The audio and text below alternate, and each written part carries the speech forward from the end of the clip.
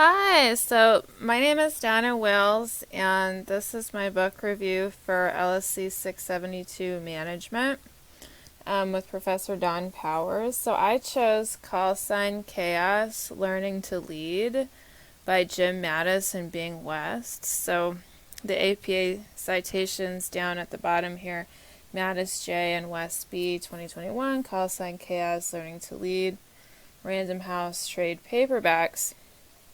That's me on the left. So my question that I'd like people to think about is, how is leadership unique in Washington, D.C. and Arlington, Virginia? Let me go to the next slide. Why did I choose the book?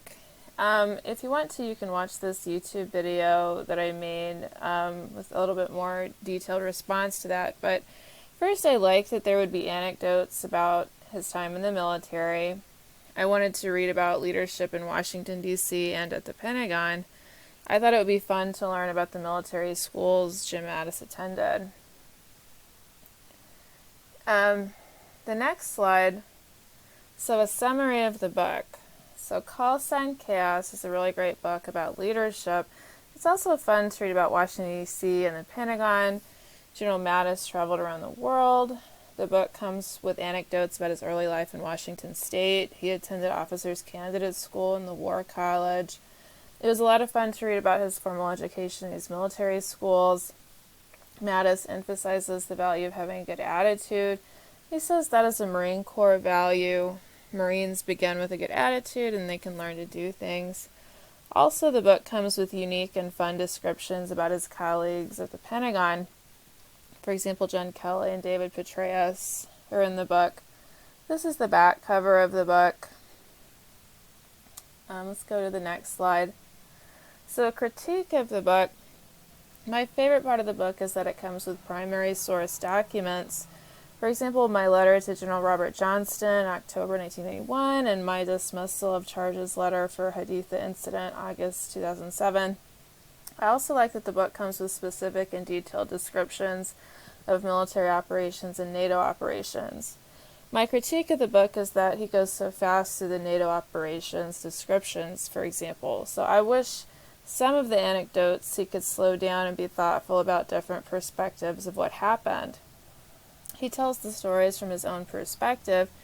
He includes city names, the names of people he worked with. I wish he could have added an additional few pages each time about what he thought was good or bad about each of these operations. If they had gone to Basra, for example, could he be thoughtful about Basra and what was good and bad that happened there? Again, the book is so great because he gives the reader all of these descriptions of what happened and where he had gone. So, how is leadership unique in Washington, D.C. and Arlington, Virginia? To me, Washington, D.C. is a unique place because there are so many leaders. The Congress and Supreme Court live here.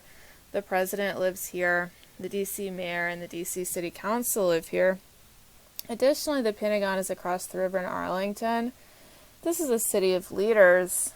Leaders from across the country come here to work in government. They form domestic policy, and they maintain our defense posture. So attitude is the common trait among great leaders. Jim Mattis makes a big, appeal about, anybody, if they start off with a good attitude, that's a real requirement. I'm thoughtful about Washington and living here. Just to repeat, the President lives here, the Senate and the Congress live here. The Navy, the Air Force, and the Army. Of course, local government. Annapolis is the Naval Academy. And, it isn't just the Pentagon. There's lots and lots of people who work in government here in Washington. There are military leaders, in Washington and Arlington. There are elected officials. Many people are elected. People work in academia. And, people work at the Library of Congress, the Justice Department, the Bureau, and Just so, there's so many people who live here, who work. They are elites.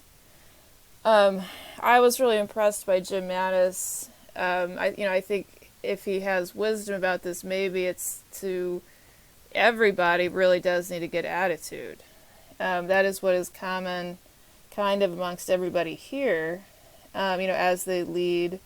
We lead and we follow. Leaders and followers, that's just great advice. We can be thoughtful about our own attitude. That's great advice to start off with a good attitude. So this is Donna Wells. Thank you very much.